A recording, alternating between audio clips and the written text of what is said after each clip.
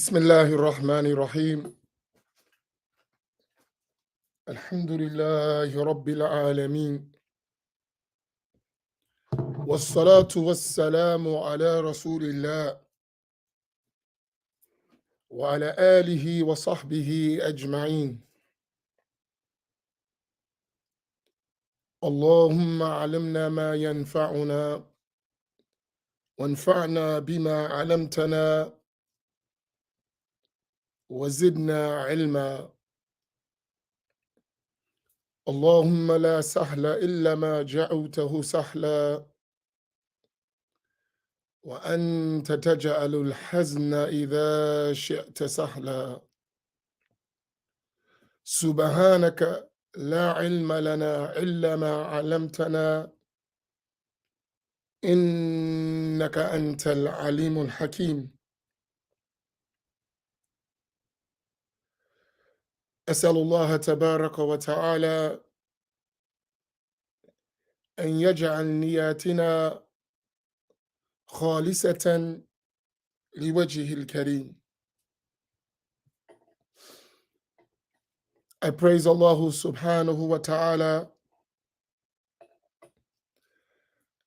I ask Allah subhanahu wa ta'ala to send countless blessings and salutations on our Prophet Muhammad sallallahu alayhi wasallam, his family, his companions, and all those who follow him in excellence to the day of judgment.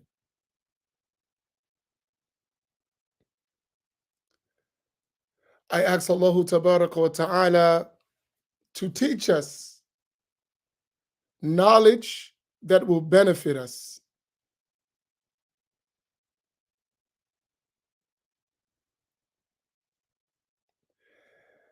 And I ask Allah tabaraka wa ta'ala to cause us to benefit from that which he has taught us, and to increase us in knowledge.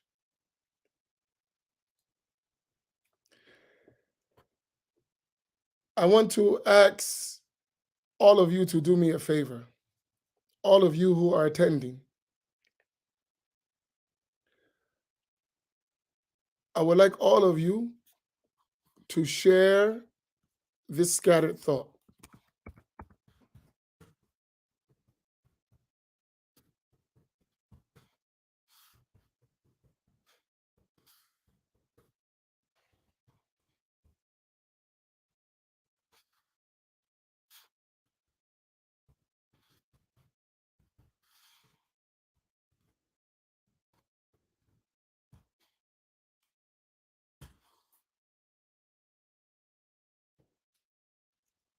So I'm going to ask all of you. Let me go down. As I say wa alaikum salam to all of you who have given me the greeting. So Sister Karima Muslima on YouTube, please share this scattered thought. Cousin Stanley, please share this thought, scattered thoughts. Sister Isla Muhammad, hit the share button. Sister Sandra Thomas, please share. Sayyidi Sufyan, please share. Sister Jihada, please share. Imari, please share. Arakia, please share. Sayyidi Isa, please share. There's a reason why I want you to share. Because some of the things, I would say everything I'm going to talk about today, is extremely important. Sister Khadija, please share as I return the salams. Wa alaikum salam to all of you. Sister Khadija, Sister Mu'mina, please share. Press the share button, it doesn't take long.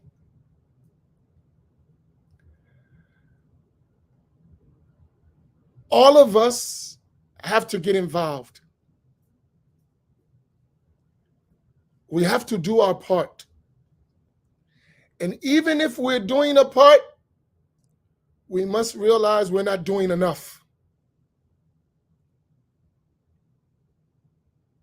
I'm going to repeat that. All of us must do our part. And our part in what? Our part in spreading the da'wah of La ilaha illallah Muhammad Rasulullah sallallahu alayhi wa sallam. Al-Islam by the methodology of Ahl Sunnati wal Jama'ah, meaning Al-Asha'ira wal Maturidiyya wal Hanafiyya wal Malikiyya wal Shafi'iyya wal Hanabila wa Ahl Tasawwuf. All of us have to do our part. Sister Najma, wa alaykum salam. Please share.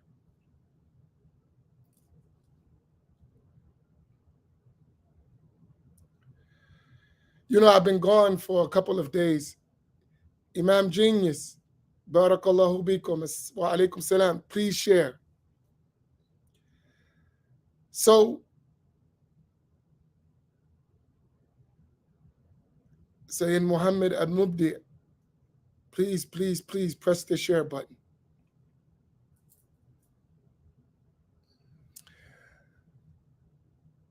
So, in my travels over the last few days, I traveled to Richmond, Virginia,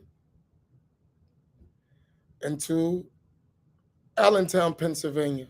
So, you know, we didn't have class. I was on the Da'wah trip.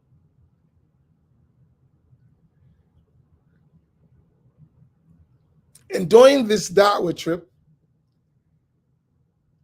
you don't know this, but I'll share it with you. I've been really for the last few months extremely frustrated and depressed with our performance.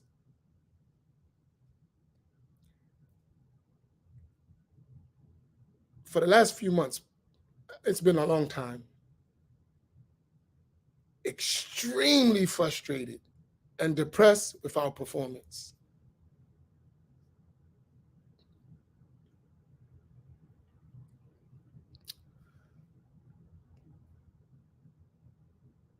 And I've been struggling with myself, struggling to continue working and not losing hope.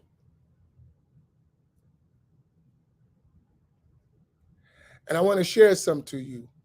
A lot of our people, if you're not in the game, you probably don't know what's happening on the field. You just see players. But sometimes on the field, those players are losing and they've given up. They're just on the field collecting their check. They have no desire to win.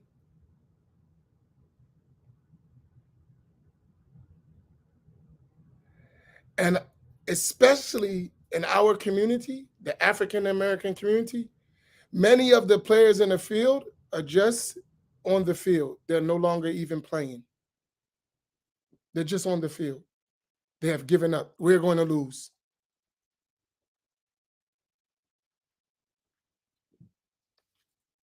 That's an analogy to our condition in Islam, in our communities.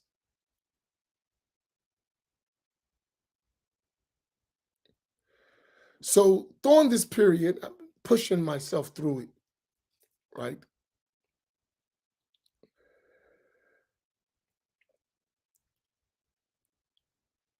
So this trip, for me, it was the first trip in a long time I took by myself.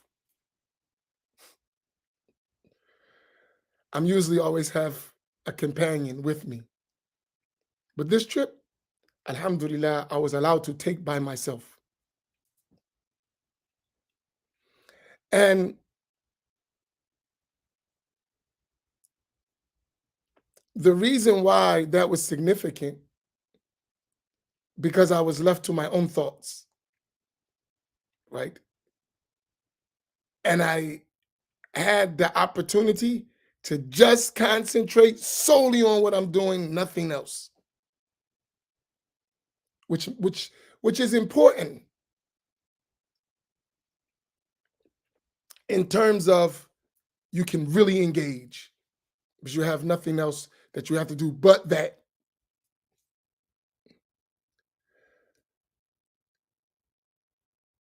And it was a needed trip. It was like you're running out of gas and you right on E, your tank shows on your panel, the gas thing, and your car start doing a little shaky, shaky.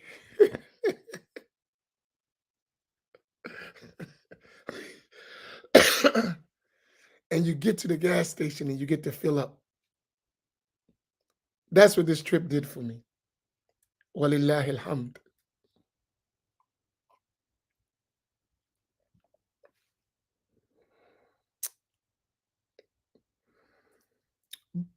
And it showed me you can't afford to get tired. You can't afford to get frustrated. And you definitely can't stop.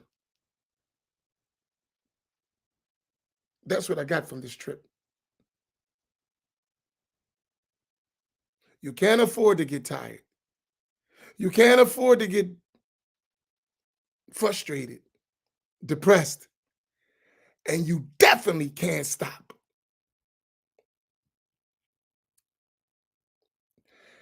And what I'm feeling, all of us have to get that same motivation and charge. It's needed. We're too comfortable. We're extremely too comfortable.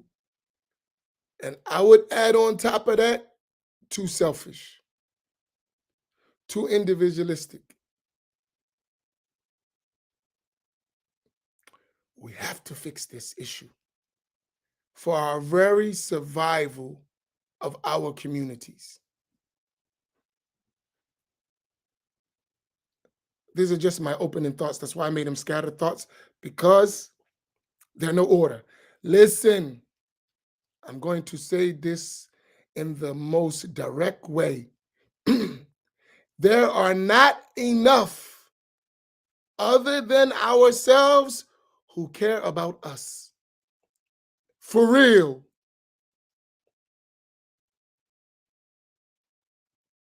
I'll repeat that. There are not enough other than us who care about us. I'm talking about us, especially as African American Muslims. We are in a crisis. And we need to wake up.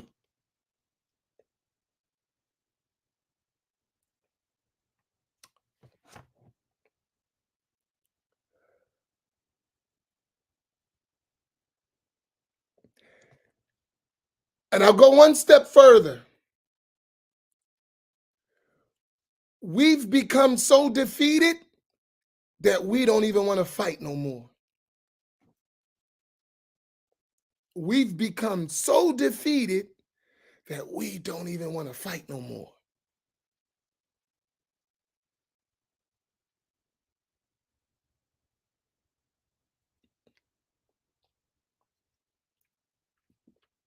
And I'm going to give you examples of all what I'm saying. I'm giving you the conclusion,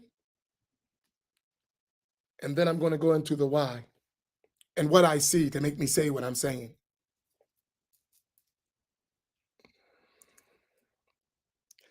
And this is not from this trip only. This is from all of our trips. And You need these trips to realize, hey, you have to get to work.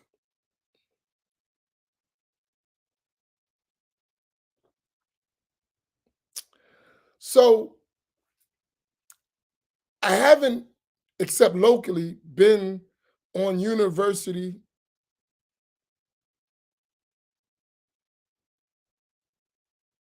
campuses for a long time. I used to do it a lot, but with my local work and with my work on the line and things, I didn't have time. So I had a bunch of invitations to several universities, and I turned them down, except this one. I didn't know why, but this one I accepted. And so I went to this university in Virginia,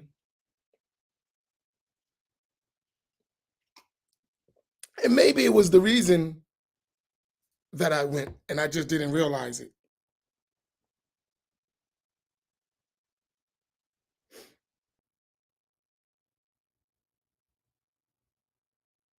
Let me see.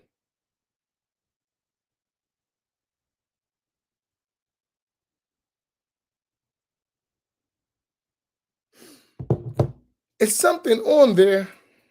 I want you to look at this flyer, if you can see it, right?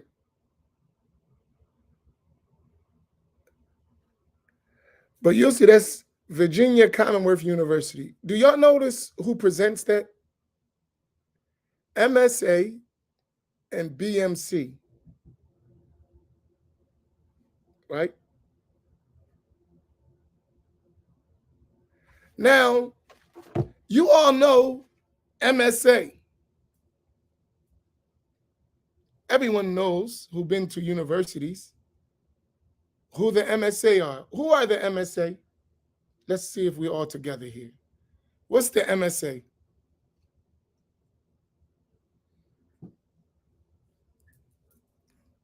Does anyone know?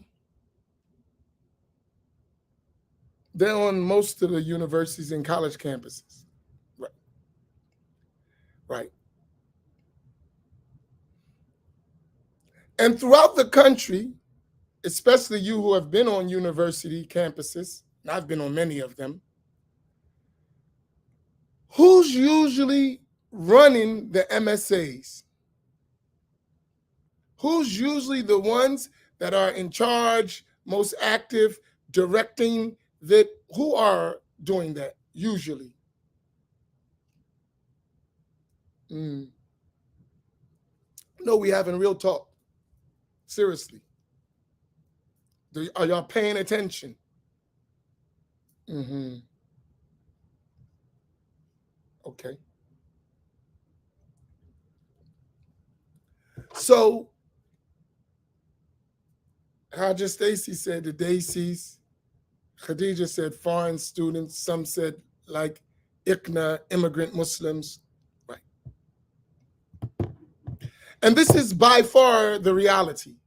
If you go on most universities all around the country, that's the case. So at this particular university, they started another group called BMC. I thought it was BE something, but I guess it's BMC. I don't know what those initials stand for. But where's the other flyer? Oh, this is it. Right. Yeah, that's it. BMC. But you know what it means? It is the Black Muslim students who started their own organization on the college campus. Okay, so this is what it means. Black Muslim Collective. That's what it means.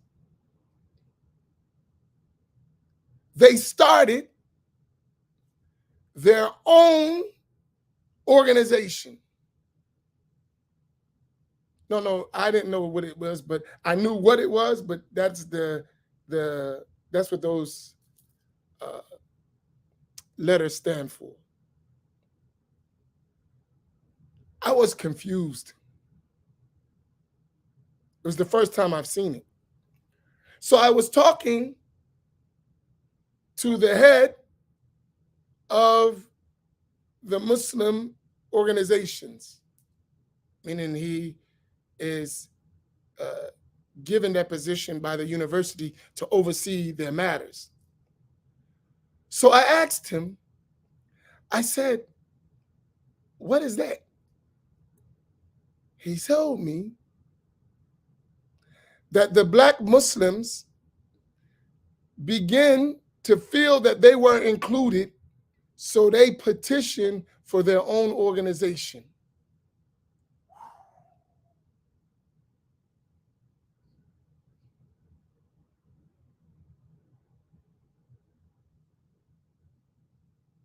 These are students.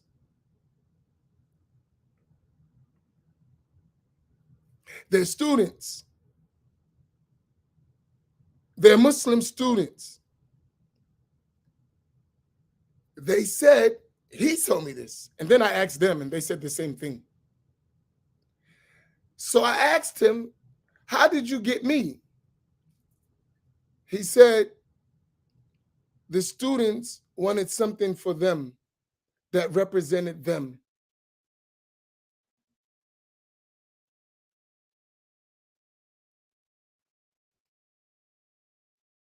And so when we were looking for a speaker to come talk to them, we felt that you were the best fit for that.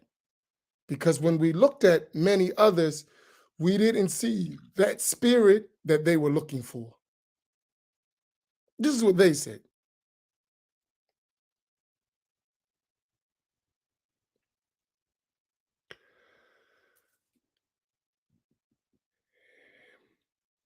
He said, we have a problem.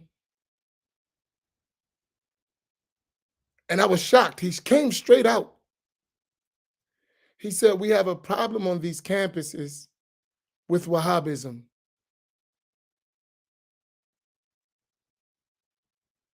He said, and one of my roles is that I cannot allow them to be deviated. But we don't have many people that are Ahl Sunnah that are willing to work. So we have a very small pool to select from. This is the conversation.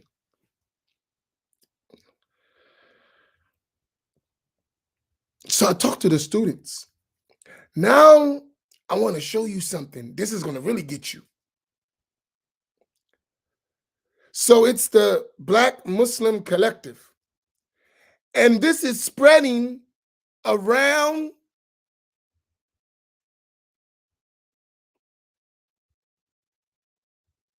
universities and colleges. He told me, the director for them, he said we were really concerned because we thought it was going to be a fitna.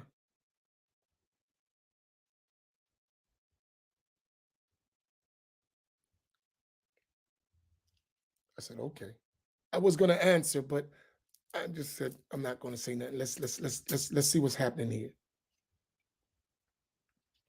Because this is prior to me meeting them. I was talking to the director.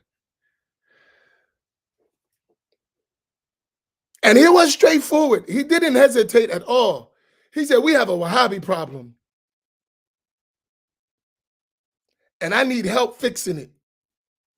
He didn't hesitate at all.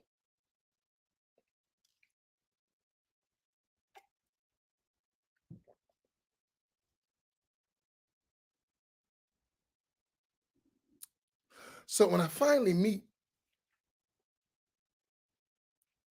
the students,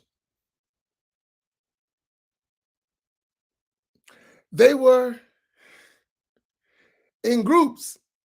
They were all there because it was a joint effort, but they was in groups. I paid attention. I was watching. They were in groups. And they probably didn't even notice they were in groups, but they were in groups.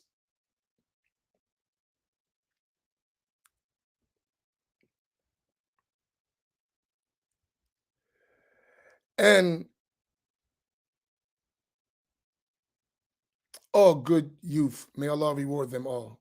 Really, they touch my heart. Both MSA and the BMC. Very impressed.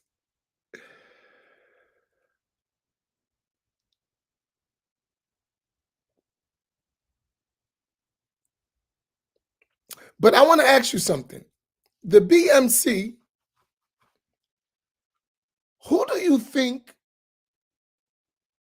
There's a lot of observations in this. Who do you think they were? Black Muslim Coalition. Let me, you'll never guess, but let me see if you can come up with it. If you don't know them, you won't know who. Who do you think they were?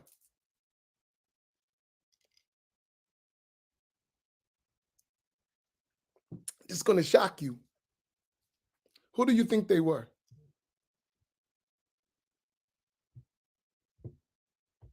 Let me get some answers.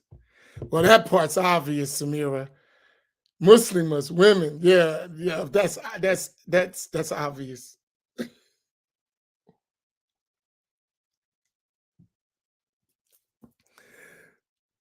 Yeah, there were women. Bingo. Imam Naim, because he's a genius, they were African immigrant women.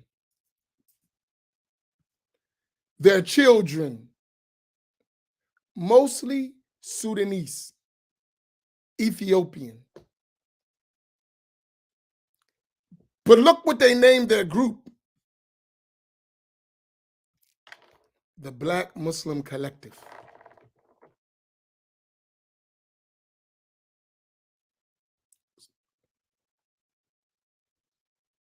And most of the students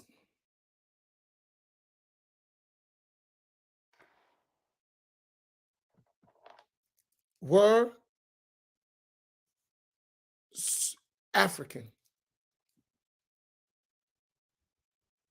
and a handful of African Americans. They were conscious enough to realize they weren't really represented, and they did something about it. May Allah reward them. Young, all in their 20s. They were conscious enough to realize that they were not represented, and they did something about it.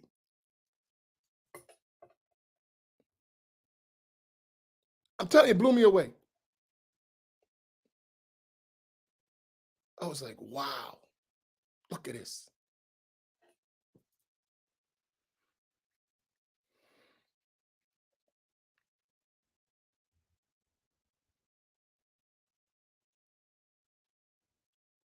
So they had this discussion. This is kind of lengthy. I'm trying to summarize, but I have so many things that I want to talk about in this.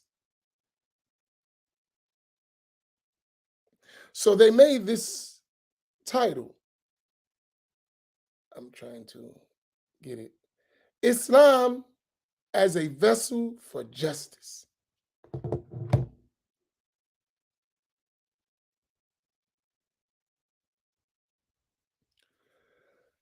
But these children, they identify themselves as black, straight up. So maybe most Africans, maybe the elders, but those children, they're like, we black. And I'm telling you, they were on it.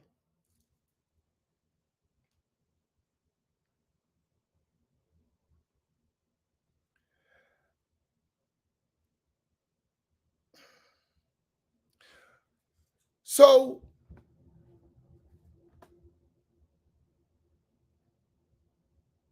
that was the topic, Islam as a vessel for justice, which really they see a lot of injustice, but they can't put their finger on it, or they didn't know how to express it.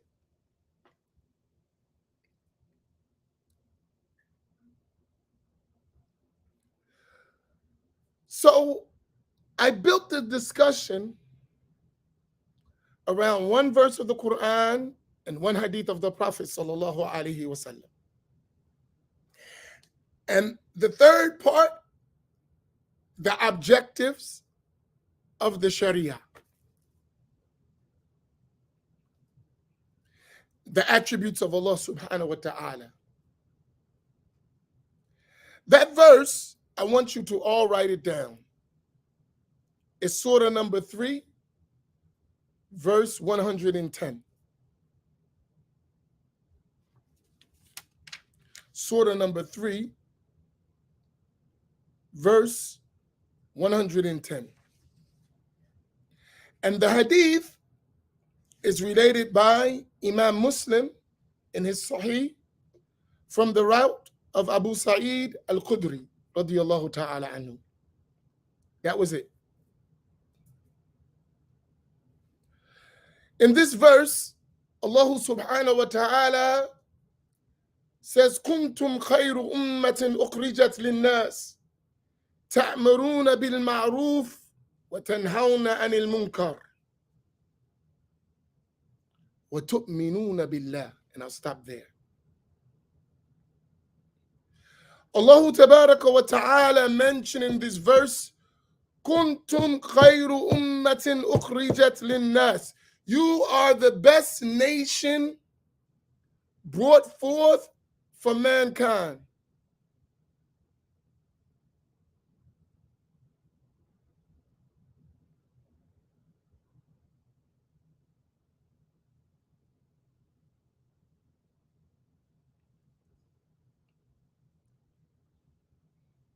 You enjoin what is right and you forbid what is wrong, and you believe in Allah.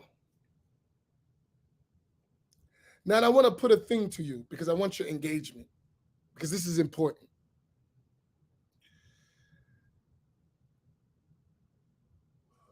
When Allah subhanahu wa ta'ala described this nation, which is the nation of Sayyiduna Muhammad sallallahu alayhi wa sallam, as the best nation, it was conditioned when we do certain things. These are the characteristics of this best nation. تأمرون بالمعروف وتنهون عن المنكر وتؤمنون بالله.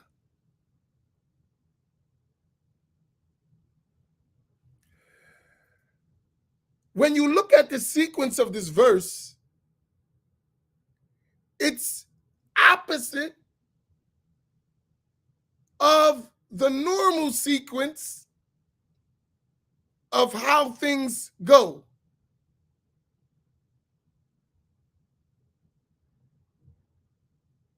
Usually, belief is put before actions.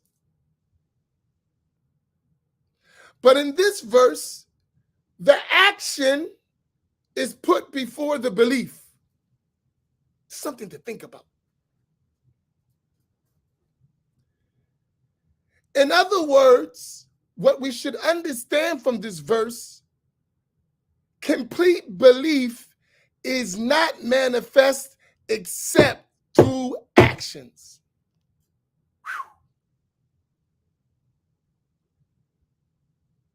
Complete belief is not manifest except through actions.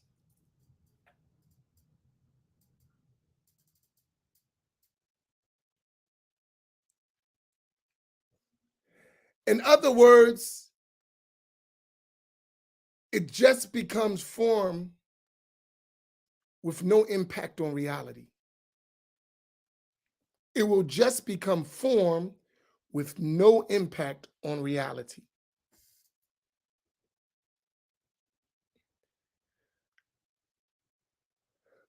So when we're talking about this very important integral of our religion, enjoining what is right and forbidding what is wrong,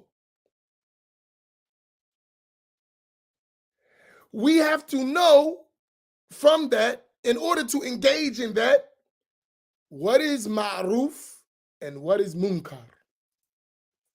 What is right and what is wrong. The means by which right and wrong are distinguished is the sacred law of Islam, ash-shari'atul Islamiyya. That's how we distinguish good and bad, good and evil, right and wrong. It's the sacred law. That's the scale that we use to weigh matters.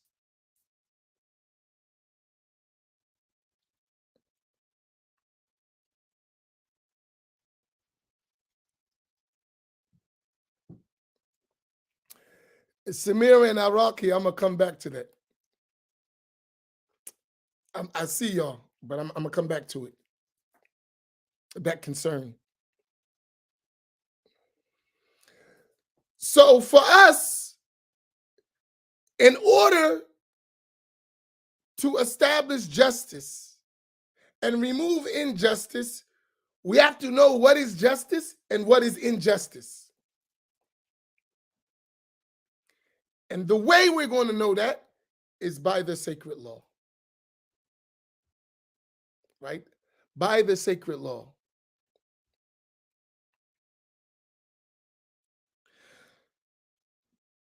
One of the things that we miss when we want to do engagement is that the way we engage has to be through what Allah subhanahu wa ta'ala legislated and what the Prophet sallallahu alaihi wasallam conveyed. That's our engagement. That's the route of our engagement. So in doing that, before we can engage, we have to learn. We have to actually learn the sacred law.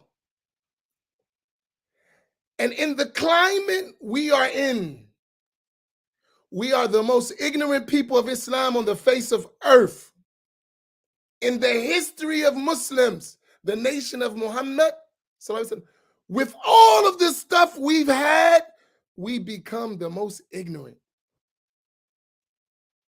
It's scary. In the history of Islamic, from the Sharia of Sayyidina Muhammad, in the history, this is the worst time ever in understanding and knowledge of the religion. The worst. We've never seen the likes of it.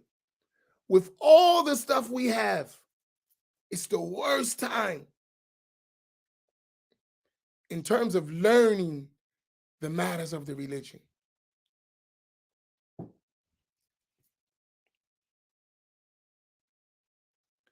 To the point, and every time misguidance has raised its ugly head, our nation produced answers to it all the time. Today, we've reached to the most, quote unquote, learned among us, especially in the African American community, are the most scared, the most intimidated, the most ones who are running from the battlefield. The worst in our time. the most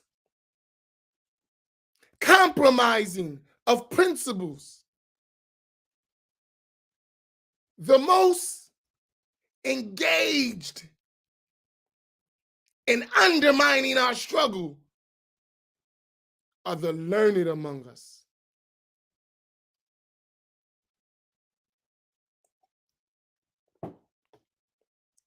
And when I say that, I'm talking about Ahl Sunnati wal Jama'ah. I'm not talking about nobody else. It's despicable.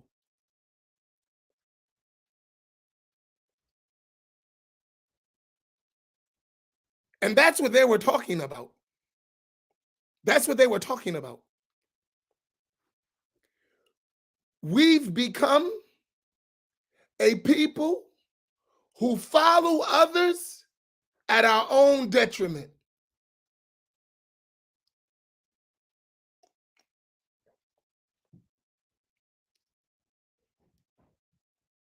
At our own detriment. And the worst disease that's affecting us is fake Sufism. And this is scary. Fake Sufism. It has a form. It looks spiritual, but it's the most cowardly aspect of Islam you could ever see. And it is terrible for our people. Not Sufism. We're teaching Sufism. We're talking about it. Fake Sufism. Form Sufism. Formality. Formality. Escapism in the name of spirituality. Escapism. In the name of avoiding education, to learning the sacred law, to spreading the proper belief, to spreading the proper practice. We've ripped off to, let me do dhikr, let me have a gathering, and the gatherings and the dhikrs are more than learning. This is a scary state, which opens the door for the people of deviance to criticize, because we don't engage in learning. We engage in edutainment, spiritualtainment. That's what we engage in. But all of those things supposed to push you to work, not to relaxation, to engagement, not to retreat. Whenever you hear someone tell you, I don't want to engage, I don't want to argue, know that that person has betrayed you. When you hear that, I'm just going to get myself together, I'm going to get my spirit together, I'm going to work on my adab. Yeah, you're getting ready to run. That's what you're telling me. You're getting ready to run from the battlefield. And we are on the battlefield. Our very survival as a community is at stake. And you talking about you getting ready to go to the mountain.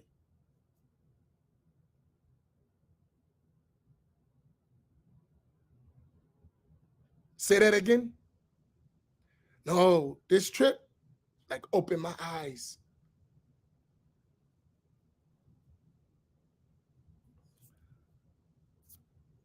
So there is this part of knowledge.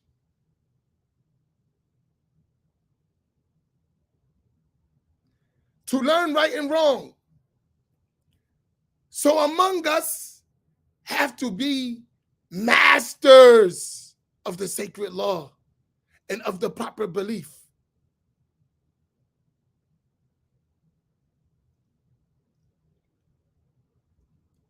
And as we learned in our book, Realities of Sufism, and in our other book, Essence of Sufism, Sufism doesn't exist without the sacred law. without knowledge and practice of the sacred law, there is no Sufism. And part of that knowledge is in enjoining what is right and forbidding what is wrong. That's a condition to be the best ummah. How did we leave it off altogether? Or only engage in a passive, secret manner among ourselves. In a passive, secret manner among ourselves.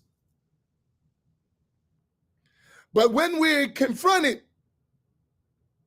with the real realities that our people are facing every single day, we are silent, quiet. You can't hear nothing. That's us. When faced with the real struggle, which is all over our communities and prevalent only in our communities, at that level, you're quiet.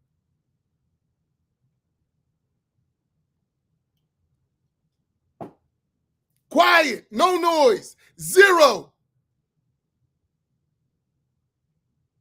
Not a peep. Except in private, secluded, passively amongst yourselves.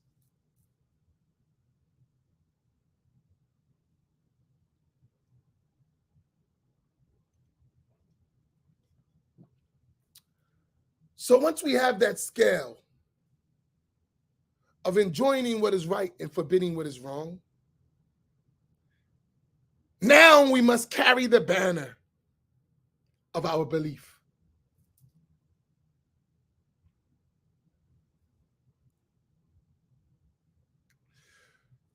We say Ahl Sunnati wal Jama'ah, and all of us know what Ahl Sunnati wal Jama'ah is. It is the people of the prophetic way and the majority of the Muslim nation. And the Ahl Sunnati wal Jama'ah are the Ash'aris and Maturidis in Aqidah, the Hanafis, Malikis, Shafis, Hanbalis in fiqh, and the people of Tasawwuf in terms of spirituality. That's Ahl Sunnati wal Jama'ah. Has always been Ahl Sunnati wal Jama'ah. Now let's look at our communities. All of you are here.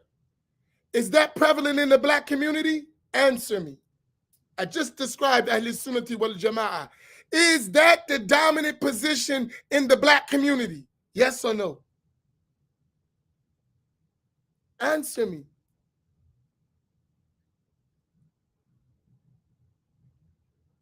Come, I want all of you to answer. You are in it. Is that the dominant position in the black community?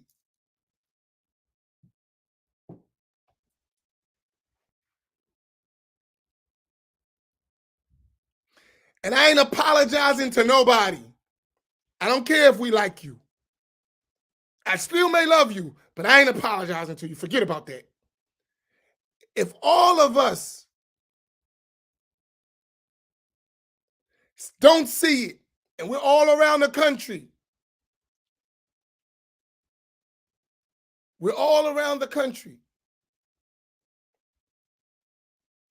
I'm going to ask you a question.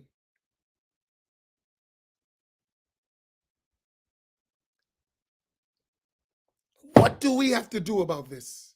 If all of you said no, and those of you who said yes are delusional, if you ain't paying attention to what's going on in your neighborhood, in your cities, I'm telling you the answer is no. Even if it's in your particular masjid, that's your one masjid. Around in your city are full of Wahhabis or default Wahhabis, full of them. You might just not realize what's happening, how severe it is.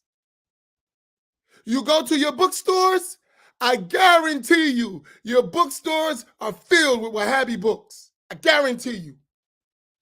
Except in your own masjid. Very few. If you look at the vast majority of the masajids in your own city, in your own state, In the black community, they've been influenced by Wahhabi ideas.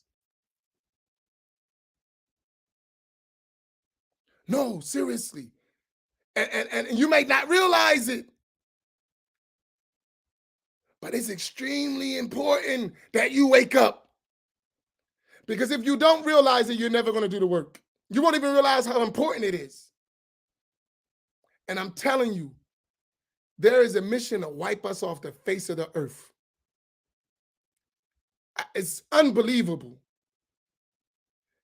The one thing that we have that will be necessary for our revival as a people, they're stripping it from us.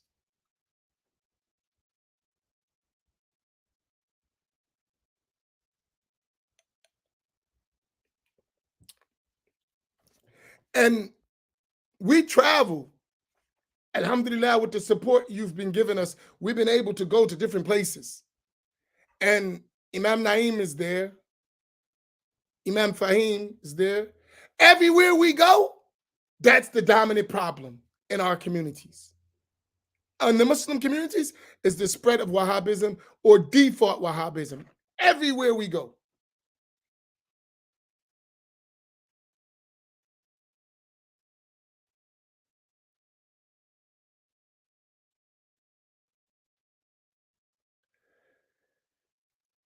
How do you think it got like that? We got to wake up. How do you think it got like that? One of the ways is to deny us of Islamic education, access to history, access to scholarship, and gave us an inferior product and said, that's good enough for you. And we accepted it. Gave us an inferior product and said, that's good enough for you. And we accepted it. While keeping for themselves the real stuff. And it hasn't changed to this day. And then the worst is some of us who got the real stuff, who learned the real stuff, are too cowardly to convey it. And I say it straight up. Too cowardly to convey it.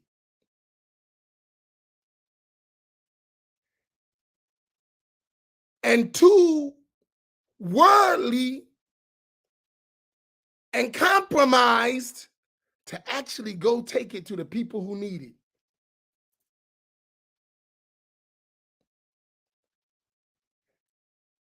And I'm telling you, this is a problem. It's a big problem. We've been betrayed. And when I look at those kids, they did something about it. When they felt betrayed, they felt left out, they felt not given access, they went to work. I respect that. They went to work. They went to work. But they went to work without all the tools, which is knowledge they don't have. Nor do they know where to get it. That's our job.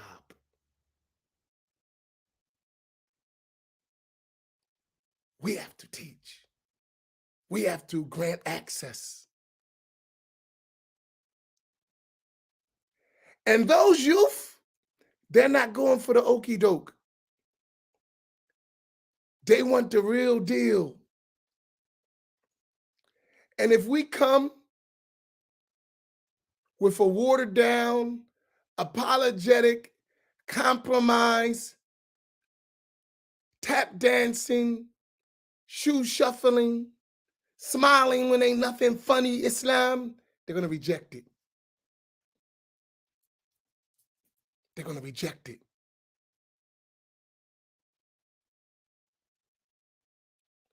And we need them.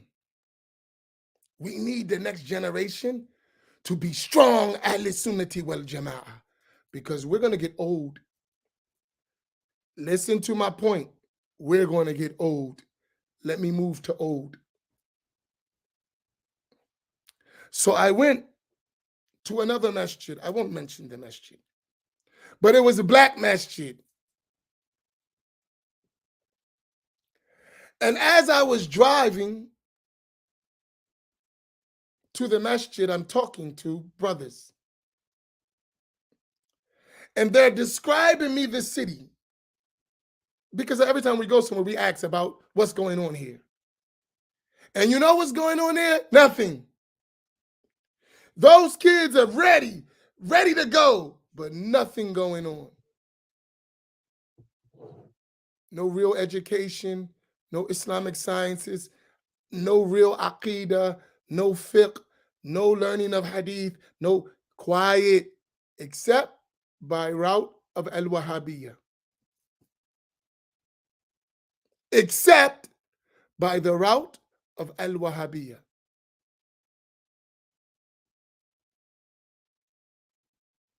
So when I go to this masjid, beautiful place, remind me of Masjid Muhammad, straight up.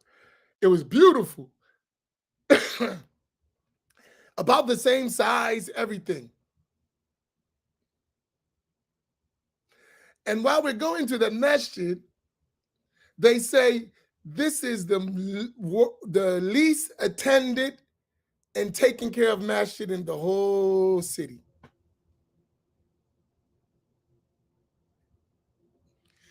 Said is like abandoned.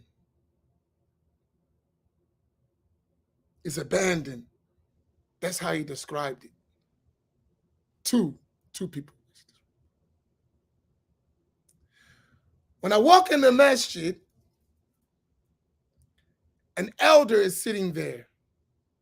He had to be over 70. He stands up.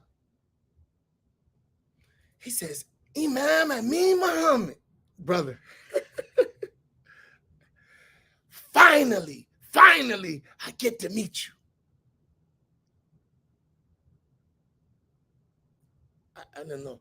He said, I watch you all the time. He said, this is what we need, black man.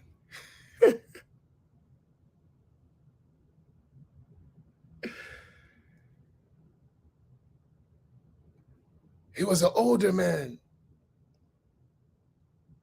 over 70. He had so many pills, medication. He's old. It had to be at least 20 different bottles of medication that he had to carry with him. The pill for this, pill for that, pill for this, pill for that. But he was still energetic. So I asked him, I said, take me a tour around the masjid and tell me about the history of here. And you know what he told me? They tried to take it from us. I said, who's they? He said, the immigrants. They betrayed us.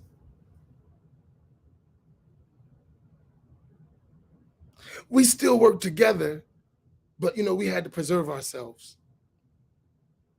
And I asked him, I said, are they helping with the masjid, taking care of the masjid? Y'all was working together? He said, nah, they did some shady stuff.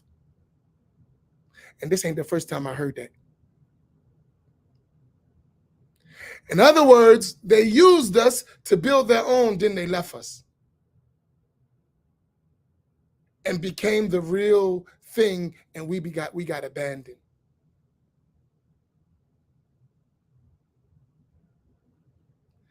And then when I looked at the leadership, they're all old, and they're counting the days down. They're all old, and they're counting the days till they're going to be gone. And trust me, the same ones who didn't support them and trick them are going to come back and take their property.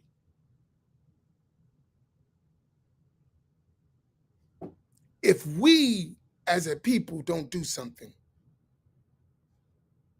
If we don't do something, that's going to happen all around the country.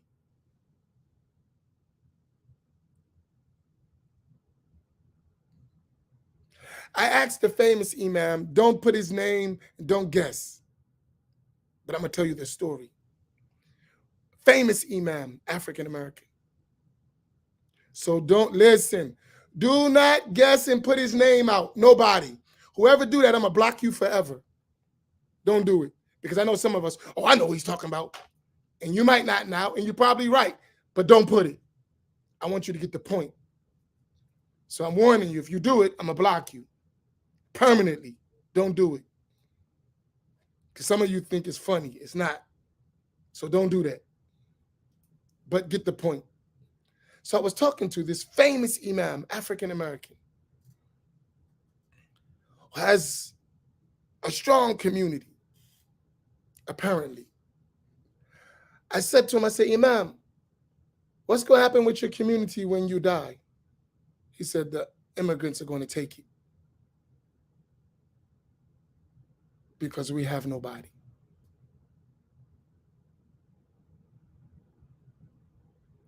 That's what he told me.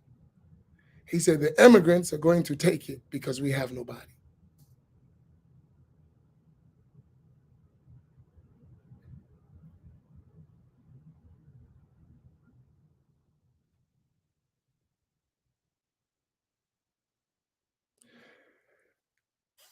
And he's not the only Imam who told me that. So look at one end and look at the youth who are dying to survive.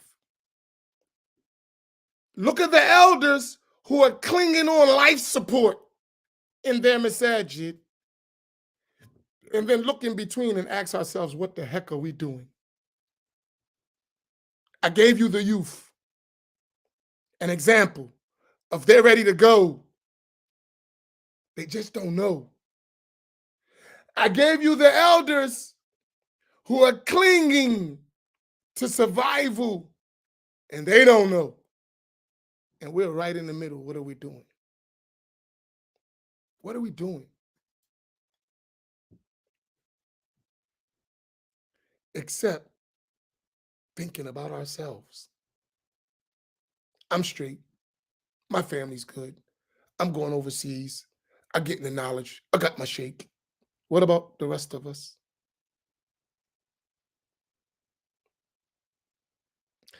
Let me give you that middle crowd. So I'm in a gathering.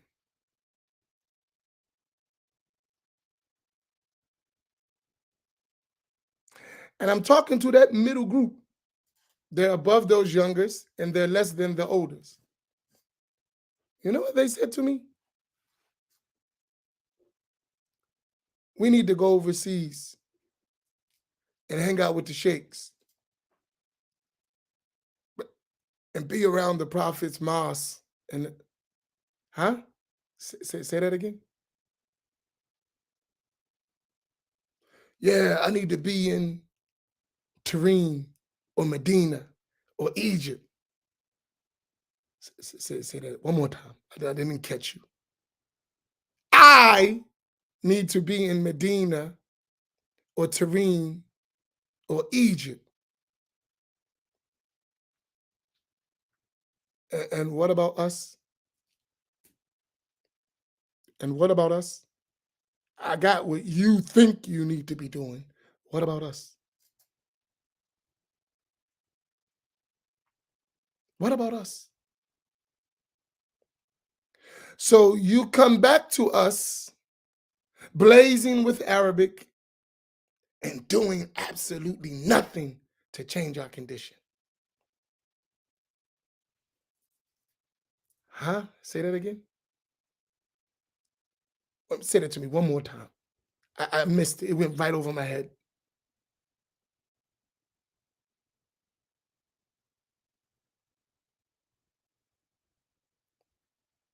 So all you could do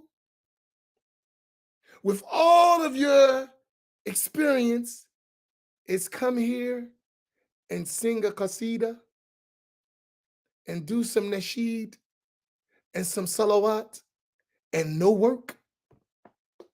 Are you serious? That's all you got? Is a form? Really? Are you serious? I'm not making this stuff up.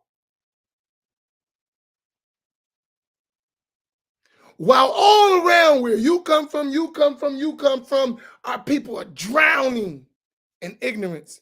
And all you can tell me about you going overseas and you living overseas and you getting some knowledge and you hanging around the sheikhs, making dhikr, getting a gaze and drinking coffee and tea. Are you serious?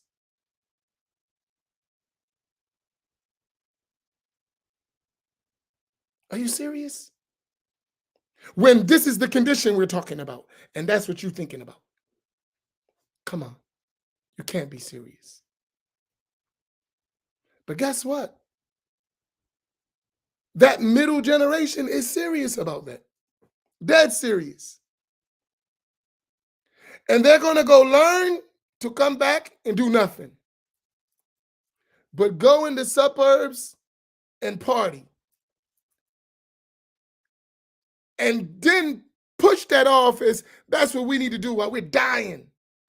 Literally becoming Islamically extinct. And that's what you want us to do. Come on, you can't be serious. Our work looks totally different. Totally different. You cannot be serious. But guess what? We are serious about that. And many people have done that. Do you know how many African American people you got that have the knowledge that Ashari, Maturidi, Hanafi, Maliki, Shafi, Hanbali, Sufi, got chains of narration, learned, and you don't know nothing about them? You know why? Because they're passively, privately avoiding the fight. You heard what I said? Because they're passively, privately avoiding the fight. And because we don't fight, we're giving them a free pass.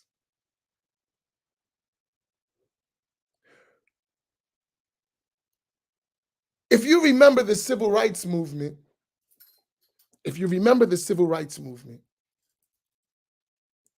you'll notice there was always a group who was watching the status quo leaders.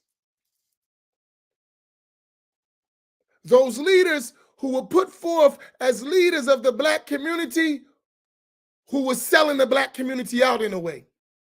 There was always a group that said, hey, nah. They didn't have the resources of those people. They didn't have the education of those people, but they had the experience on the ground to say, nah, we ain't going for that. My elders or my historians among us will recognize that, right? Did y'all recognize that in the so-called civil rights movement? That there was always this grassroots movement that was always going against the status quo to make them work. Did y'all notice that?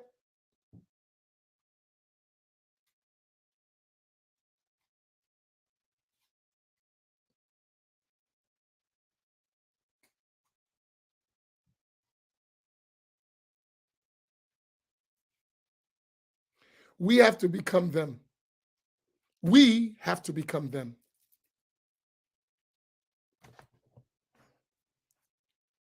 We have to become them. We have to be that voice that changes this munkar. We have to be the voice because listen, everyone knows what's going on is wrong, but it's become the status quo.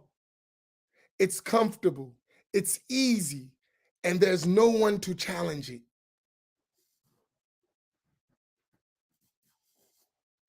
There's no one to challenge it.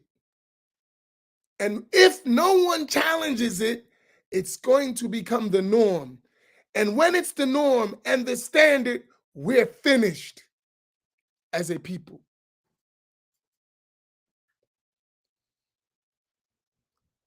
When it becomes the norm and the standard, and that's the direction of it, we're finished. We're done. We won't even be the voice. We probably, most of us won't even be Muslim. Because the youth will get so frustrated and they'll just go to dunya. They will see it for what it is, a form with no reality.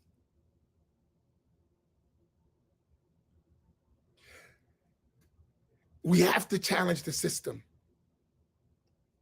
And I'm talking about within our Islamic environment. We have to challenge the system. We have to attack it till it changes.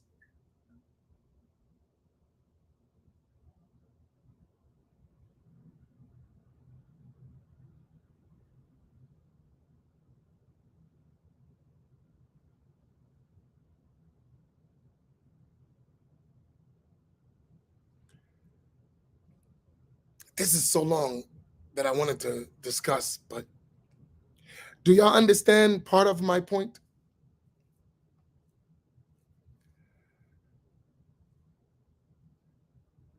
The basis is that we have to spread Ahl Sunnati wal Jama'ah as it is, relentlessly and fearlessly. We cannot afford to be lazy,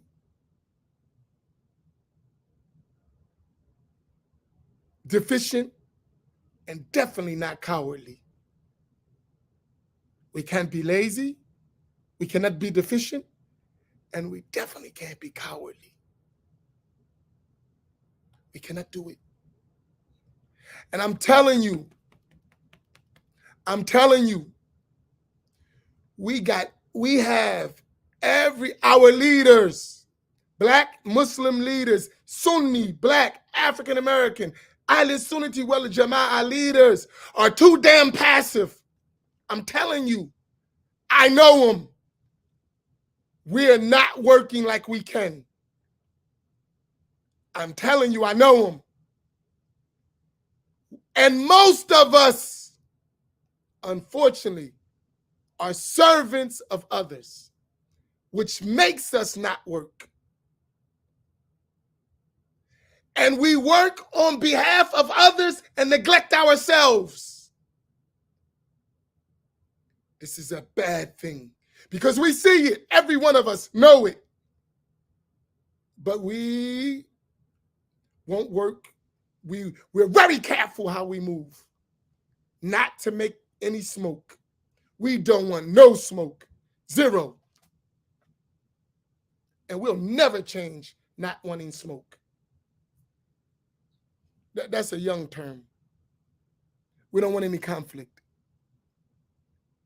And Sufism, fake Sufism, has become the road of avoiding conflict for us. Molids and nasheeds become our way to escape the battlefield. That's how we escape. And then have our little group and think we changing something. While in around us, obvious something else is spreading like wildfire. While we are acting and entertaining ourselves, acting like we actually doing the work. And no daggone well, we playing it safe.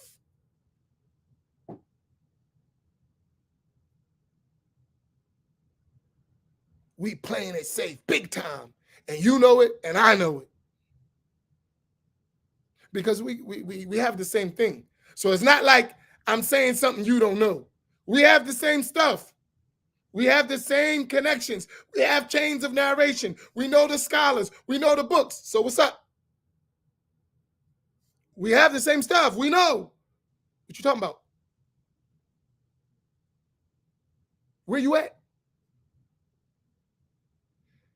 Let me ask you, if you had 20 imams, 20 learned students of knowledge, like speaking straightforward, out, like we're doing on our platforms, what would it look like? Tell me, 20. Doing their own stuff. They don't have to join us. Doing their own stuff, but out, really going at it. What would it look like? That's a question. What would it look like? 20. Men and women. 20. They know the methodology of Ahl Sunnah well, and they spreading it, and it's out. It's publicly. It's available. It's accessible. 20. What would it look like?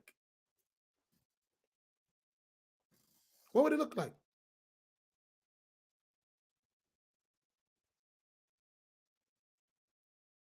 Think about it. I'm not saying you got to be my style. I'm not saying that. I have my own way. I'm not talking about that at all. I'm talking about direct, straight, tell the truth, which we don't disagree on. Because many of them, oh, you're too loud, you're too rough, too, what, I don't know what the heck you got going on. Whatever you call that you don't like what I'm doing, okay, but you're not arguing about what I'm talking about. That's not your discussion. Not the knowledge, not the, that's the way I go about it. Okay, why don't you do the same thing in your own way? But straight out forward, straight publicly, no beating around the bush, no hiding the truth, no, go for it. No watering it down to it's almost unnoticeable. Don't do that. Straight up. Think about that. Think about that. That's what we're trying to do in the African American Summit. That's what the purpose of the African American Islamic Summit is. That's what we're trying to do, to develop that and awaken the sleeping giant inside of us. It's going to be a whole different landscape when we do it. But you're not going to do that without some conflict.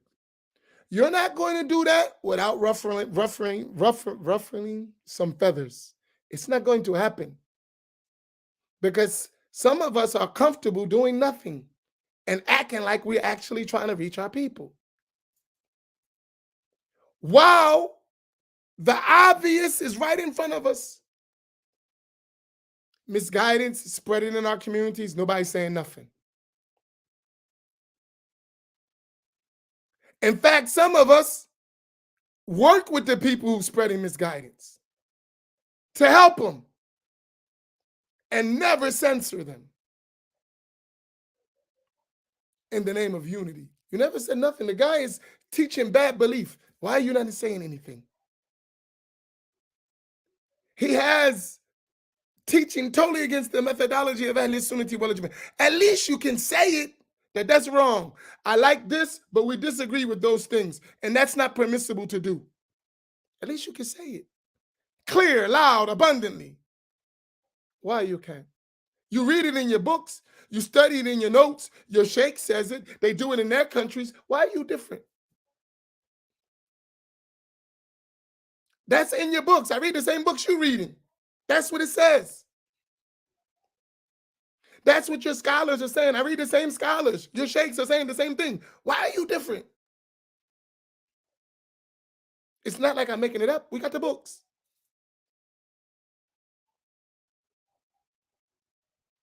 We know it. You know it. I know it. What are you doing? When we're private, you say it. Yeah, you know, man, these Wahhabis, you know, so to Salafi, so raise your voice. Why are you so quiet? If it's wrong, why don't you tell the people it's wrong? They're taking over our communities all over the place. Why are you not saying anything? And even if you don't say it like me, why are you not saying anything? Say it your own way, but say it. teach it. You can open up the books and just teach for free. And let them understand. Our people need to understand. That's how you build communities. That's how you build societies. That's how you protect your people.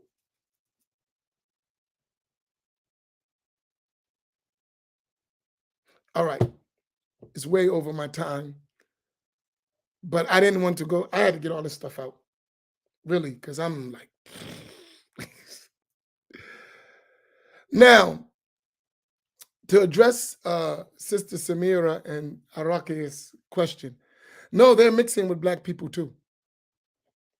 So it is them, they're leading, but they're mixed with African Americans as well. Them young people, they all on the same page. They don't got all that.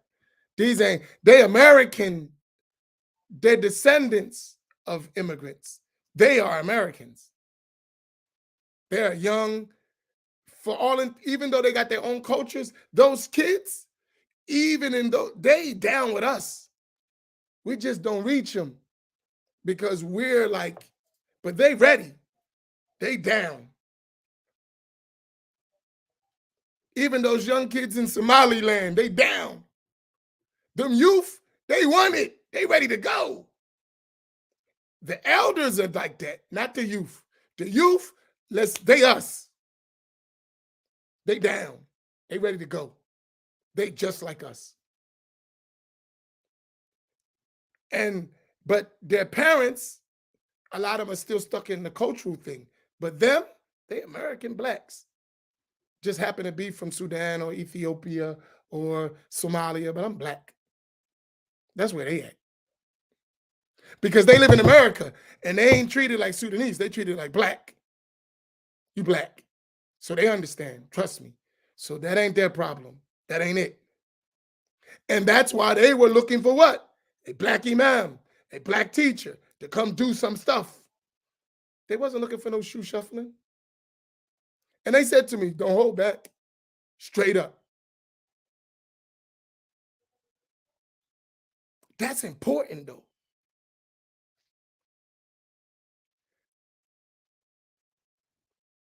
And this is all around the country. That's an example. This is all around the country.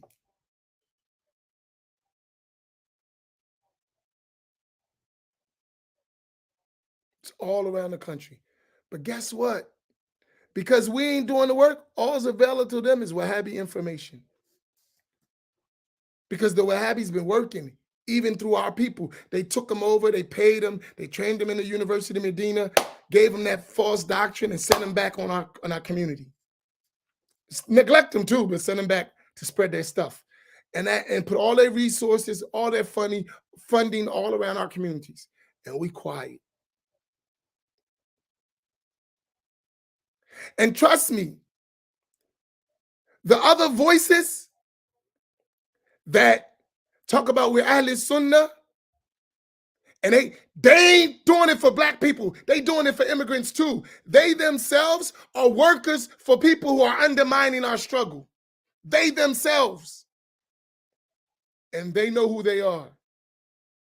So don't buy that. Yo, I need you to lift us up. You don't got to be against no one else. I'm not saying that. And you shouldn't. But you have to build us up because we getting ready to die. The others are well taken care of. They got their countries, they got their lands, they did their work, education, they got their resources, they got their communities. It's us that are at war and struggle for survival.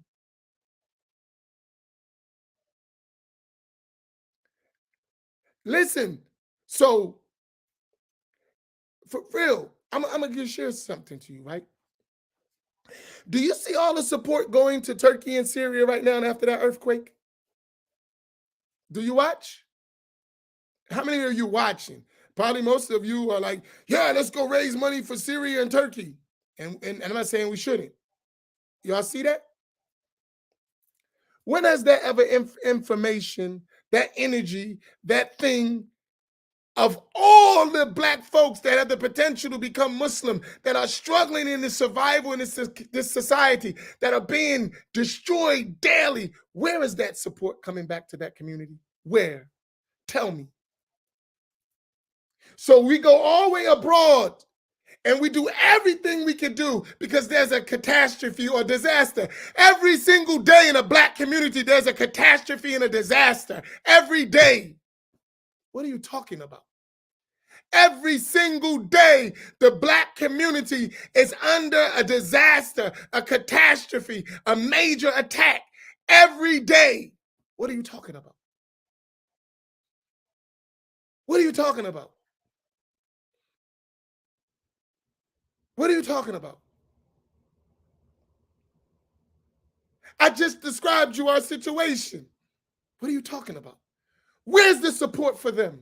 Where's the support for them to maintain their houses of worship, to help them with education? Where's the resources? Where's the access that you don't control so you can just take their resources for yourself? No, this is sincerely for you to build whatever you need, whatever resources you need. I'm your brother, because that's what you're doing in Turkey. That's what you're going to do in Syria. They're going to take those resources and do what they got to do. And you're not going to interfere. But why, when it comes to the black, it's conditional? There's no conditions. You're going to send your money, send all your resources, and they're going to build and do whatever they got to do, which they should. But why, when it comes to the black community, none of that? If you're going to give anything, if you're going to support anything, it's going to be conditional that we control it. But for the others, there's no control. You just give it. You know best to build your nation. Go do it. But us, no, don't build your nation.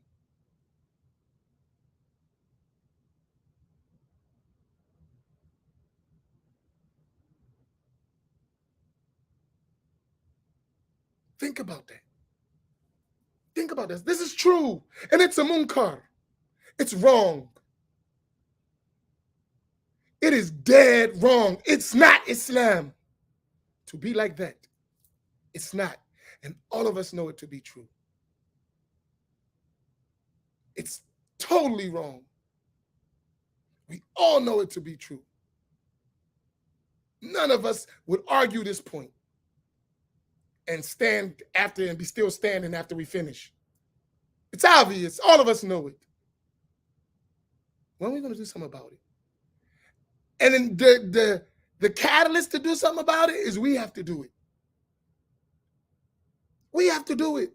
We have to do the work.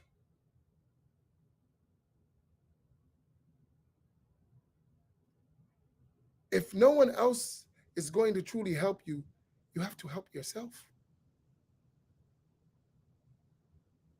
You have to.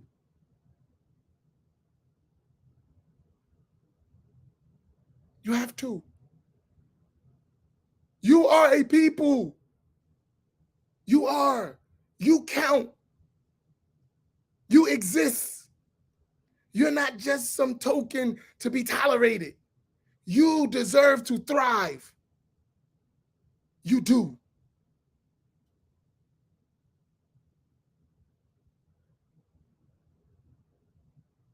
So this is the effort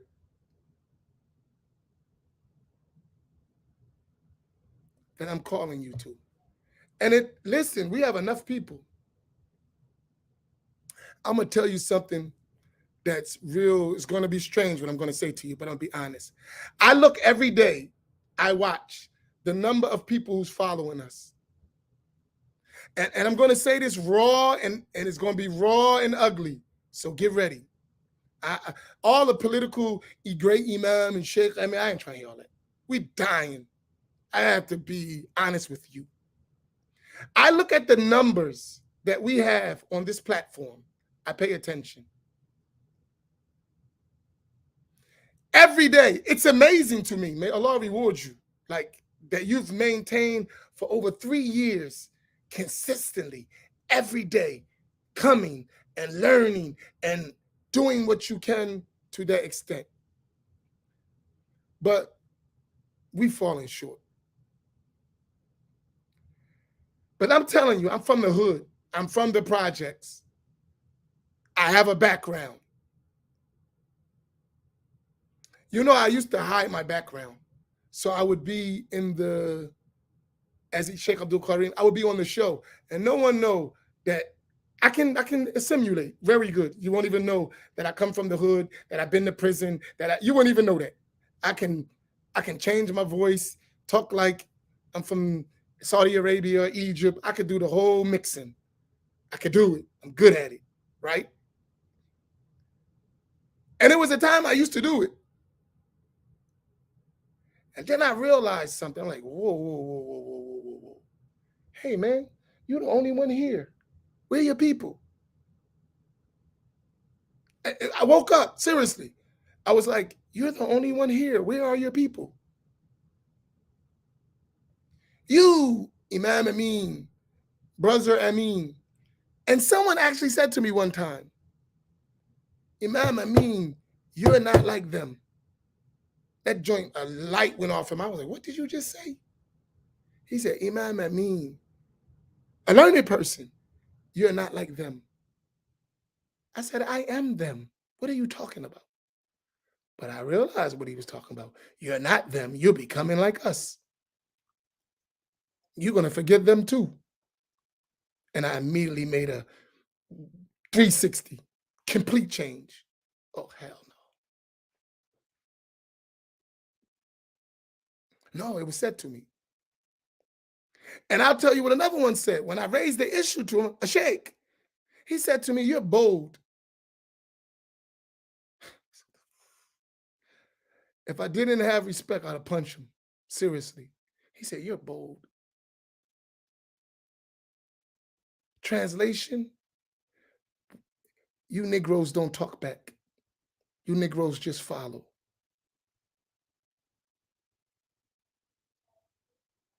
No, seriously. It hurt. And I changed my whole thought. And I lost a lot of money too, by the way, because I used to get paid to do it. Big time, right? Big time. Free trips, travel all around the world, lectures, paid flights, everything. My budget was nice. And now I'm here struggling with you Negroes. No, joking.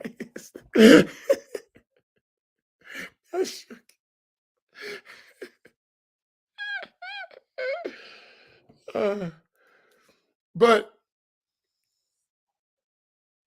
I realized that that ain't working. That ain't cool. That's not cool at all. And I made a drastic change.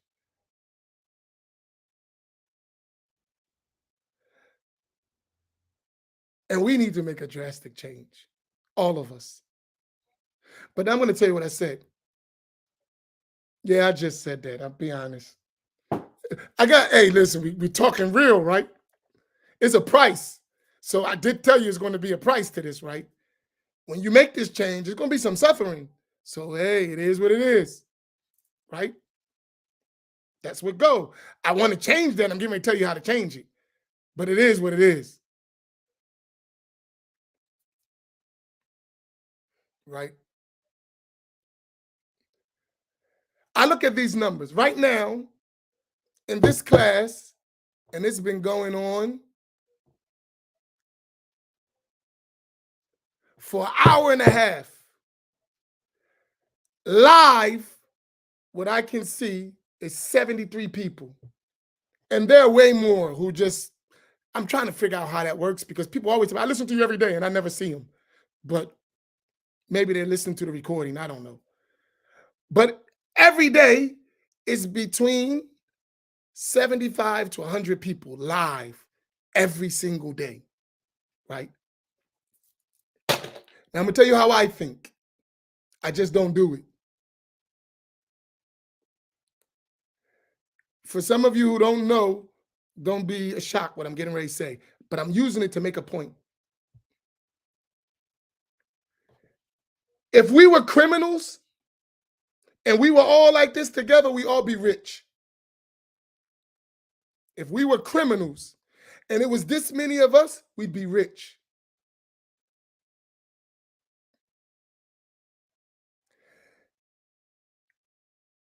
Because what we would do is we would form an organization that would get us money overnight.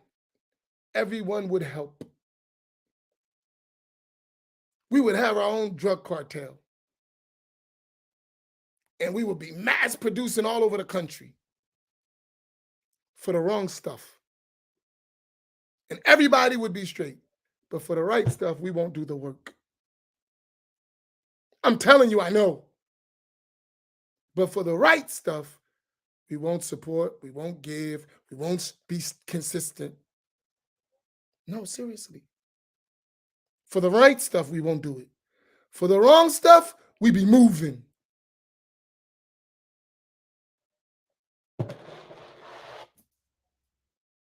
I'm telling you, for the wrong stuff, we would move. Us, especially the men. But for the right stuff, no, seriously. If I told a bunch of brothers, yo, I'm getting keys for 14,000 a key. Let's roll. All I need is 2 from you, 2 from you, 2 from you. I'd have $100,000 overnight to go get some drugs. Yo, you got that kind of price? I got that kind of price. I just need the bread. Boop, boop, boop, boop, boop, boop, boop. Overnight. Overnight. Overnight. That's bad. But if I say, yo, I want to go do da'wah, I need $1,000. But if I said I got a key for, I can get keys. And you're in Miami. That's working in. It'd be quick.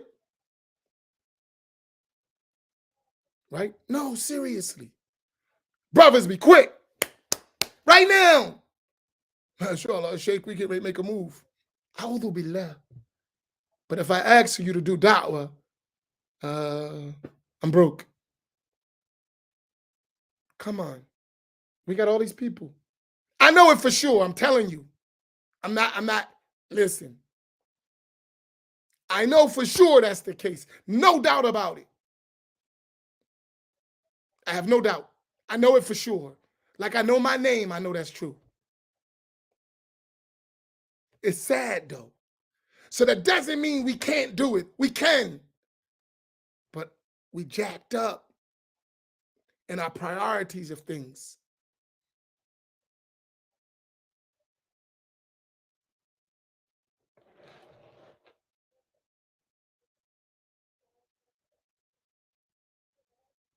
Do y'all understand what I'm saying?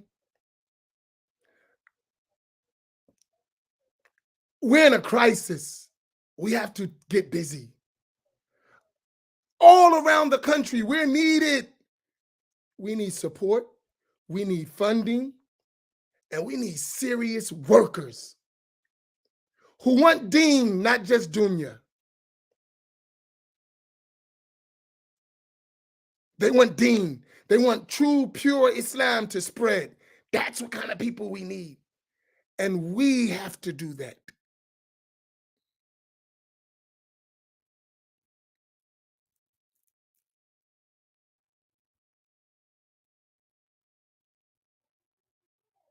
That's not true, Khadija. I'm not letting you get away with that. Stop. Stop, stop, stop. I'm not letting, I love you, you my elder, but you can't get away with that. That's not true. That's not true. I'll put you on blast. You know that. I love you. Don't do that. That's not true. Don't say that. Stop. That's not true. And I'll tell you why it's not true. And you know why it's not true. That'll be a private between me and you because I got to behave myself. But come on.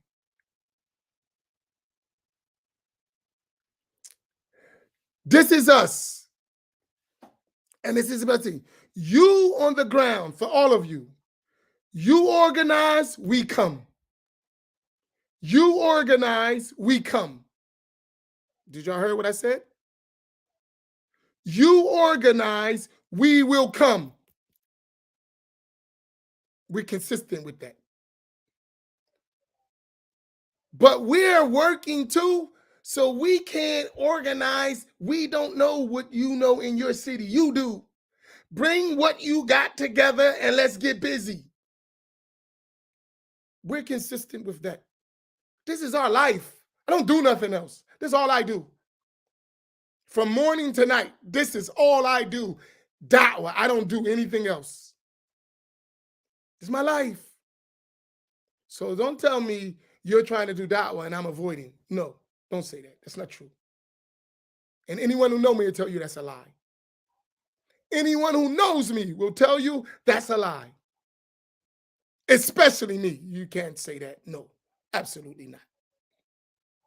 You're trying to do da'wah. You're trying to spread Ahl Sunnati wal Jama'ah. And Imam Amin left you out? Stop. That's a lie. That's not true. So if you really want to do the work, you know I'm a phone call away. I'm down. And everything I can do to spread the correct knowledge of Islam, of Ahl Sunnati wal Jama'ah, I'm in. So don't say that. Don't say that. You know what to do. I told everybody what to do. Do the same thing I'm doing. Do the same thing Imam Naeem is doing. Do the same thing that Imam Fahim is doing. Do the same thing they did in Memphis. Do the same thing they're doing in Miami. Do the same thing they did in New Mexico. Do the same thing they do everywhere around, and do it. And we coming. And I'm going to push and bring. I need you to do it.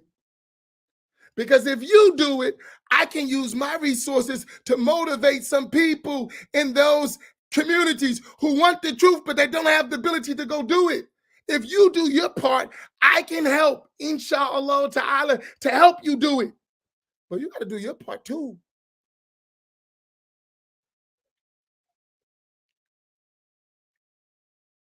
You got to do your part. I'm begging for you to do it. Listen, I want to see, we want to see Ahl Sunnati wal Jama'ah thriving in every inner city community around the country. That's what we want to do. That's all I want to see. I will take whatever resource I have to do that. My health, my wealth, my life, my death, your health, your wealth, your life, your death, whatever I can use to do that, I'll do it.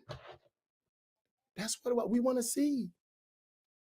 Honestly, we want to see that.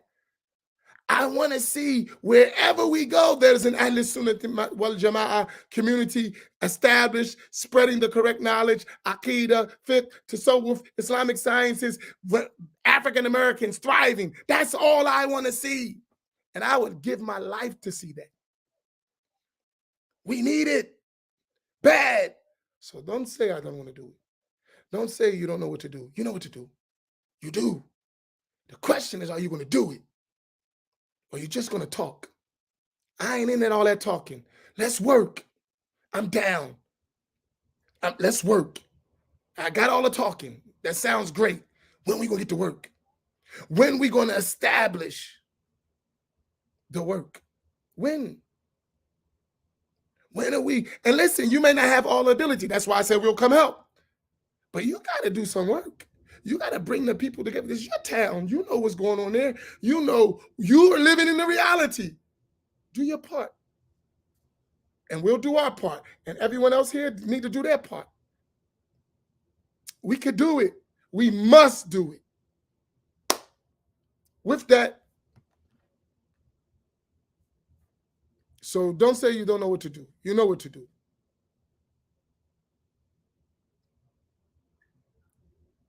So there's two things. Number one, this is one thing you can do. And I'm going to tell you what's happening, why I'm telling you to do that.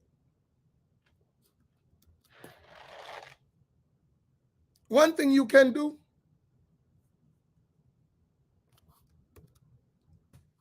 you can donate daily, even if it's $1. Every day, do something. You can donate towards this da'wah every day. It's specifically for educating and teaching and building teachers and building students. Specifically, every day, put your money towards it. That's one way, right? And if you want even a special account that's just for that, because it ain't.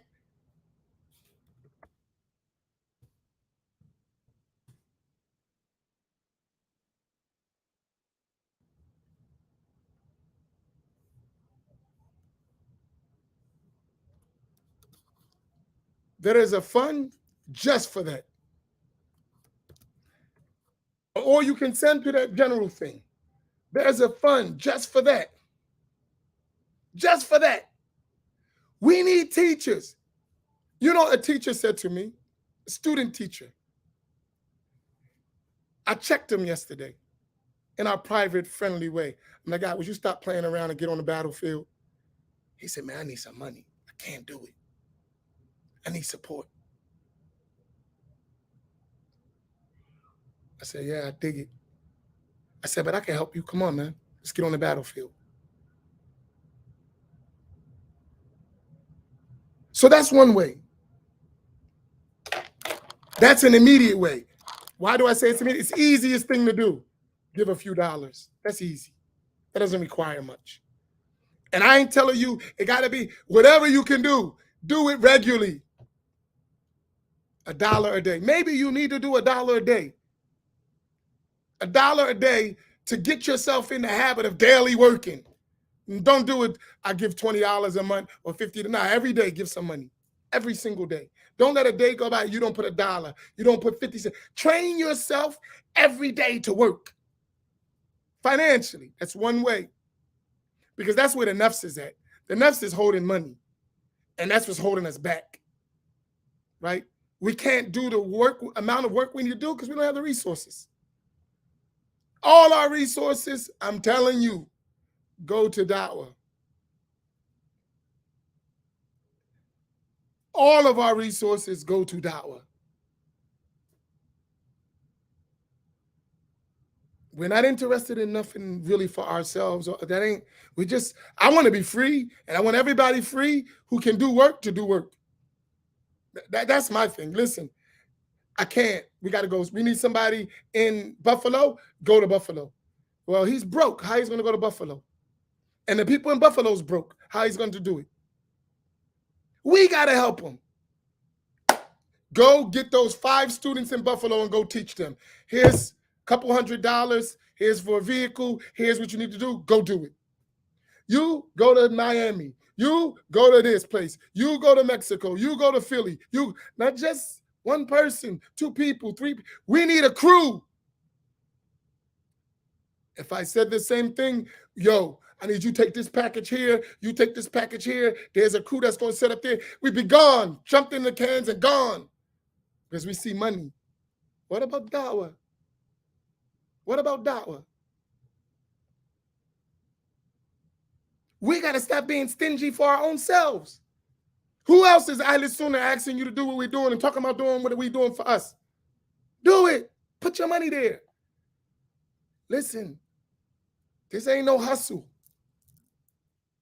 I know how to hustle. It ain't doing this. Trust me.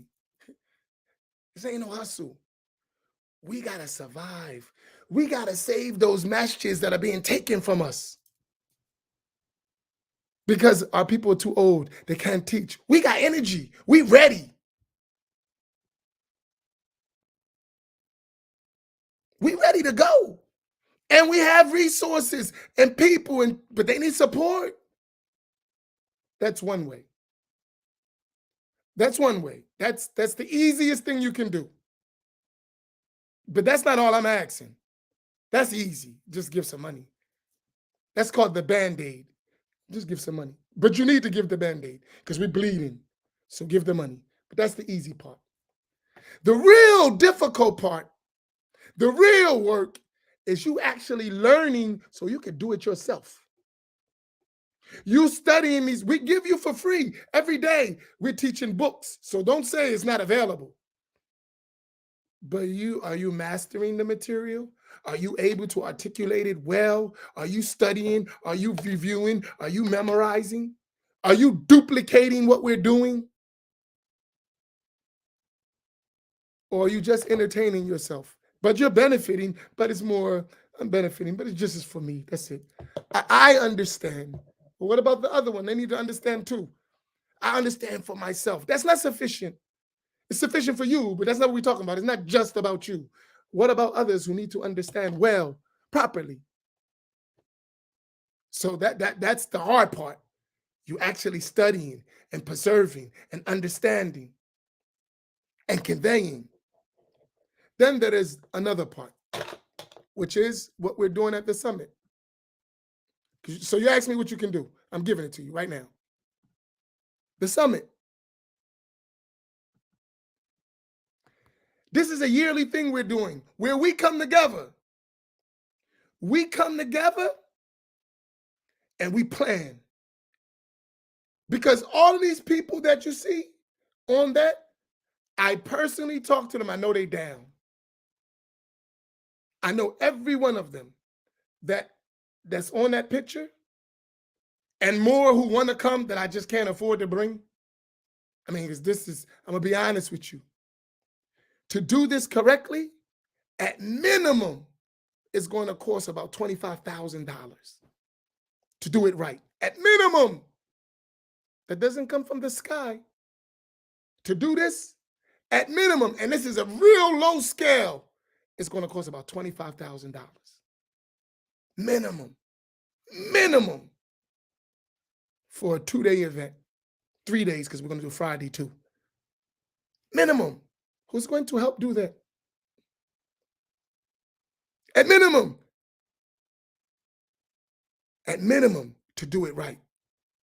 At the minimum, lowest scale, the lowest level we can do is going to cost about $25,000 to do that.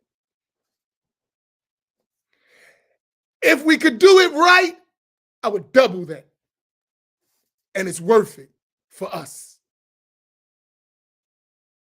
I would double it. And I would add much more speakers, many more sessions, real things that we need from all over the country. But I don't have the money to do all that. I just don't. That's just a reality I have to face. But that doesn't mean I can't do anything. So we do what we can do. And all of those, Imam Talib, Abdul Rashid from New York, Imam Fahim from Camden, Imam Naeem from Pittsburgh, New York, Sheikh Aisha Pram from the Virginia area, Imam Sulaiman from Atlanta, our young up-and-coming soldier, Imam Sheikhuna Maulana Mufti of America, Muawiyah, who just came back from Egypt to earn money, to go study, to help, to build, to do some stuff. He understands, young, 20s, in his 20s, early 20s, ready to go. And every week he's on that minbar, allowing me to go across. That's how I'm able to move, because I have him. He's ready. Imam Dawood Walid, who's writing about our situation all the time in Detroit and trying to do. Sheikh Abdul Karim, who's doing a wonderful job in Detroit and Darul Rahma.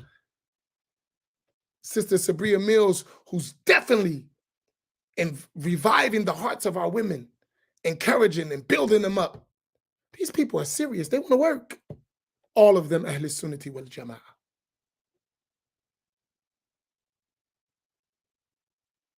So we're trying, and there's more. And I have more that want to come, but my resources. I have that Italian disease at this point, my funds are low. Can't do more. I want to, but that counts on you. What you're going to do to help. For us. So that you can attend, because now we'll see our collective. We come together, we share our ideas, we build, and we've been doing it, but we need to do more. And we connect, and we stop being selfish with each other. Listen, man, we're trying to do something. Seriously. We're trying to do the work. We have to save our communities. We have the talent. Trust me, it's there. We have our own teachers. We have our learned people. Scott, we ready, but we're under-supported. We're underfunded. and it's difficult. We crawling when we need to be walking at least.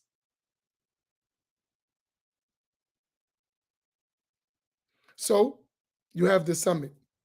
Make sure you attend. It's work. And all I'm saying is let's get busy. All of what I talked about today, and I have much more, right? We have to get to work. And all of these people, they're all over the country and many more. They're ready, but they're all in their own struggles themselves. Everyone is in their individual. We're struggling individually, and collectively we can come together and remove all that struggle and get the job done. And just sometimes it may be some of us needed to push and lead the charge. That's fine. And if we got to temporarily do that till we get others who are more suited for it or better suited for it, we'll do that. But we have to get busy. So I'm asking you, because we have our group, we have enough of us. Enough of us, if each and every one of us gave $5 a day minimum, it's about $35 a week. But with our numbers,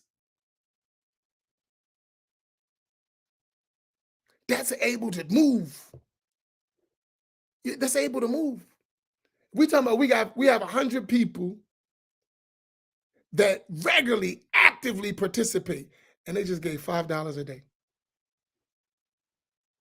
Do you know what we would do in Da'wah with that support? That's nothing. But you know, that's like, I like Starbucks. My Starbucks morning run is more than $5. I like coffee. My Starbucks run is more than $5. It's nothing. I do it without even thinking about it. Right? It's nothing. So don't tell me it can't be done. And I'm not rich. It's easy. If I can give Starbucks $5, I know I can give you $5. Come on. Your cable bill is more than that. Some of your cell phone bills is more than that. We can do it. Are we serious though? Because listen, what I saw at VCU and in Virginia, what I saw in Miami, which I've been trying to get back there, but the people on the ground in Miami got to get busy, right? Can't be just talk. Y'all got to get busy. Y'all got to stop making excuses. Let's get busy, right? But remember, it's a financial thing. We got to put our money where our mouth is. Can't just say want something and you're not going to work for it. All right, Malika, did I throw a shot? Did it wake you up? And y'all got to learn to cooperate with each other. If y'all have the same mind, get rid of all that other stuff and work together and get the job done. Right?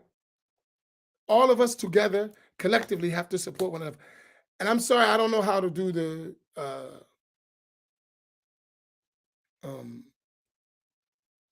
I don't know how to do the passive push. I'm not good at that. Because I think if we're serious, you don't need to be pushed if you're serious.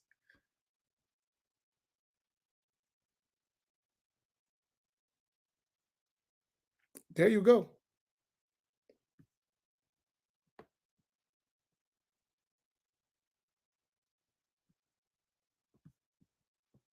Since he's good at math, that means you could take, how much da'wah can you do with that?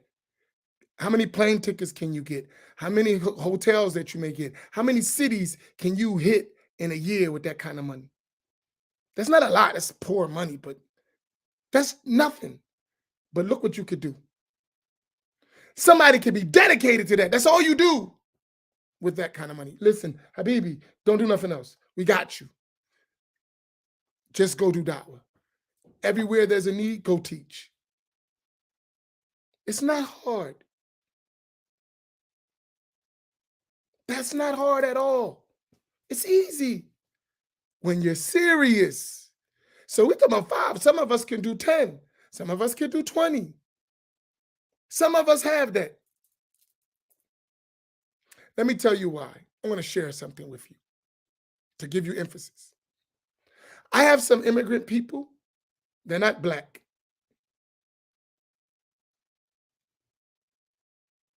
Their zakat that they give is in the tens of thousands of dollars that they give. And they give it to the masjid. Not to the masjid because it has to be used a certain way. That's zakat.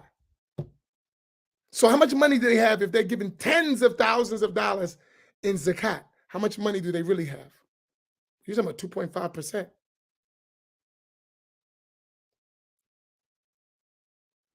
And a lot of them are the ones funding the work I do. Doctors. So we need to get education and build our kids in school. We need to support them because they're going to be the ones that are going to fund the da'wah. We need to support. They're going for engineering and medicine and these careers. They're going to be the ones who are going to support the da'wah, like those immigrants who are our brothers and sisters in Islam are supporting because they got there. We ain't talking about this is nothing.